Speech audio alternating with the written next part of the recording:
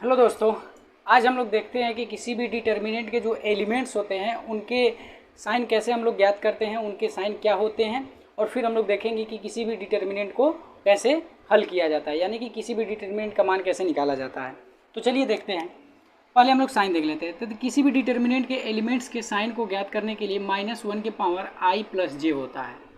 ठीक है ना, ये फार्मूला है। इसी फार्मूले से हम लोग किसी का भी साइन पता कर सकते हैं। जैसे मान लीजिए हमारे पास 3/3 का एक डिटर्मिनेंट हो और हमको पता करने हैं कि इनके जो एलिमेंट्स हैं, इनके एलिमेंट्स के जो साइन है वो कौन कौन से होंगे।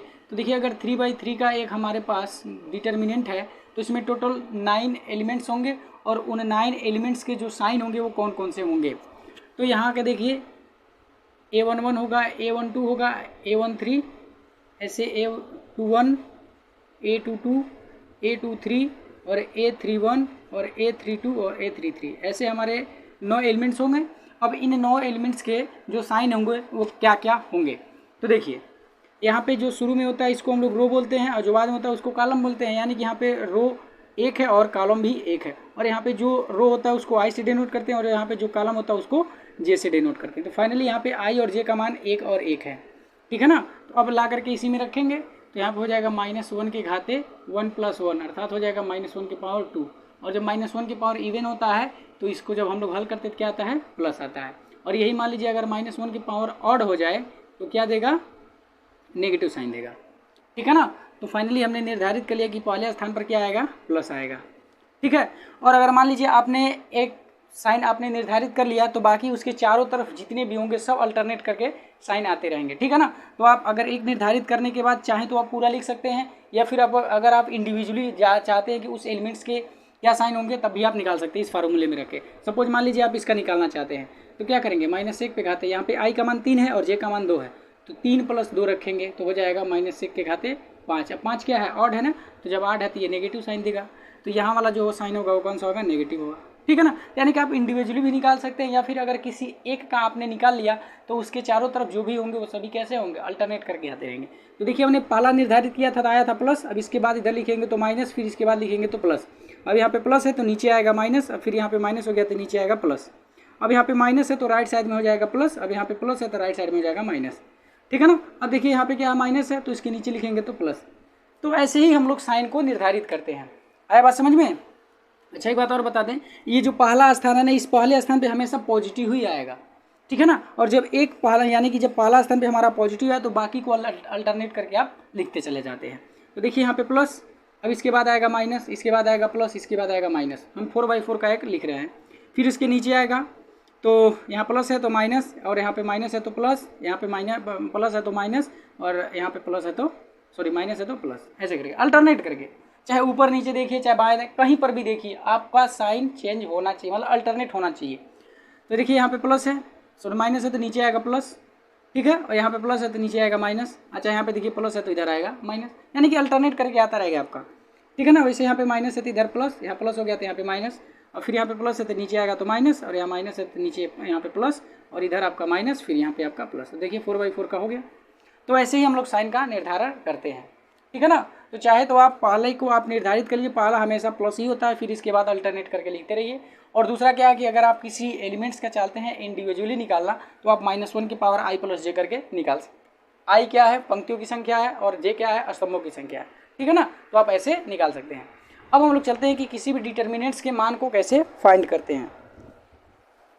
तो यहाँ पे हम एक एग्जाम्पल लेते हैं और उसके थ्रू निकालते हैं। तो देखिए, हमारे पास एक डिटर्मिनेंट है 3/3 का।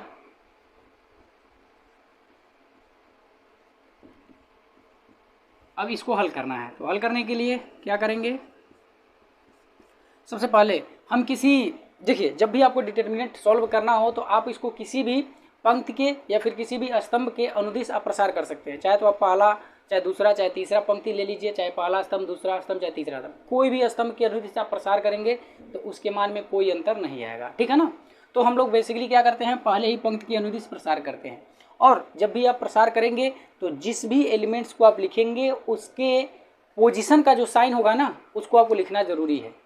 ठीक है। तो लिखते कैसे, सोल्व कैसे करते हैं, तो देखिए, मान लीजिए हमको इसको R1 के अनुदिश इसका प्रसार कर रहे हैं, तो क्या पहले आएगा आपका 3, तो हम जिसको लेते हैं उससे होकर के जाने वाली पंक्ति और उससे होकर के जाने वाली स्तंभ को छोड़ देते हैं। छोड़ने के बाद जो आपका डिटर्मिनेंट बचता है इसी को हम लोग यहाँ पे लिखते हैं। ठीक है, यहाँ पे अभी हम विस्तार में बता रहे हैं, अभी आप इसको शॉर्टकट में भी कर सकते हैं। अब देखिए यहाँ पे क्या है, 3 के बाद 6 है। अब 6 की जो पोजीशन है वो क्या होती है, नेगेटिव, पहले प्लस फिर माइनस, तो यहाँ पे माइनस का 6 लिखेंगे और फिर इससे होकर के जाने वाली पंक्ति और इससे होकर के जाने वाली स्तंभ को क्या कर लेंगे, ऐसे ही हम बंद कर देंगे। तो बंद करने के बाद यही बचेगा 4, 6, 5, 7। ठीक है, फिर अब इस एक को लिखेंगे, तो देखिए यहाँ पे प्लस, यहाँ पे माइनस, तो फिर यहाँ पे प्लस होगा तो हमने प्लस लिख दिया, और यहाँ पे है 1 तो 1 लिख दिया। और फिर इससे होकर के जाने वाले पंक्ति और इससे होकर जाने वाले स्तंभ को बंद कर लेंगे, तो आपका यही बचेगा। तो 4, 7, 5 और 3। ठीक है, अब इसको सॉल्व कैसे करते हैं, तो देखिए इसको पहले आप मल्टीप्लाई करते हैं, मल्टीप्लाई करने के बाद बीच में माइनस का चिन्ह लगाते हैं और फिर तब इसका गुणा करके लिखते हैं। तो देखिए 7 का 7 में गुणा करेंगे तो 49 हो जाएगा, फिर -3 का 6 में गुणा करेंगे तो 18। ठीक है, अगर यही आप अगर एक्सपीरियंस आपके अंदर हो जाएगा सॉल्व करने का, तो फिर आप यहाँ से डायरेक्ट भी कर सकते हैं। आप इस 3 को लेंगे तो ये पंक्ति और ये स्तंभ बंद हो जाएंगे, तो यही बचेंगे, और फिर ये जो बचा इसका ऐसे तिरछा गुणा कर लेंगे, फिर माइनस, फिर इसका गुणा करेंगे, देखिए फिर आपका वही मिल जाएगा। तो आपको ये स्टेप नहीं करना पड़ेगा। ठीक है ना, तो आप ऐसे कर सकते हैं। अब यहाँ पे क्या होगा, इसका गुणा होगा, तो 7 चौका 28, फिर माइनस 5 छके 30, फिर प्लस 1 होगा यहाँ पे, फिर इसका गुणा होगा पहले, तो 4 3 12, फिर माइनस 5 7 35। अब यहाँ पे देखिए इसमें से इसको घटा लेंगे, तो 9 में 60 जाएगा, 1 बचेगा, 4 में से 1 जाएगा तो 3 बचेगा, फिर माइनस का 6। अब इसको हल करेंगे तो माइनस का 2 मिल जाएगा, फिर यहाँ पे इसको हल करेंगे तो 5 में से 2 जाएगा 3, 3 में से 1 जाएगा 2, यानी कि माइनस का 23 हो जाएगा। फिर इसका कैलकुलेशन करेंगे तो 31 तियाँ 93, और यहाँ पे प्लस का 6 दूना 12 हो जाएगा, और यहाँ पे माइनस का 23 हो जाएगा। अब यहाँ पे देखिए 93 और 93 में 12 जोड़ लेंगे, तो 93 और 12 मिल करके हो जाएगा 105, फिर माइनस 23। अब 105 में से 23 घटा लेंगे, तो 5 में से 3 जाएगा तो 2 होगा, और यहाँ पे 10 में से 2 जाएगा तो यानी कि 82 आ जाएगा, यही हो जाएगा आंसर। ठीक है ना, तो ऐसे ही हम लोग डिटर्मिनेंट्स को सॉल्व करते हैं।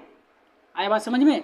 तो देखिए जब भी आप डिटर्मिनेंट्स को सॉल्व करिए तो किसी पंक्ति या फिर किसी स्तंभ के अनुदिश सॉल्व करते हैं, और जब सॉल्व करेंगे तो जो एलिमेंट्स लेंगे उस एलिमेंट्स के पोजीशन के जो साइन होंगे उसको भी साथ में इंक्लूड करते हुए क्वेश्चंस को सॉल्व करते हैं। आया बात समझ में। तो ऐसे ही हम लोग फाइंड करेंगे।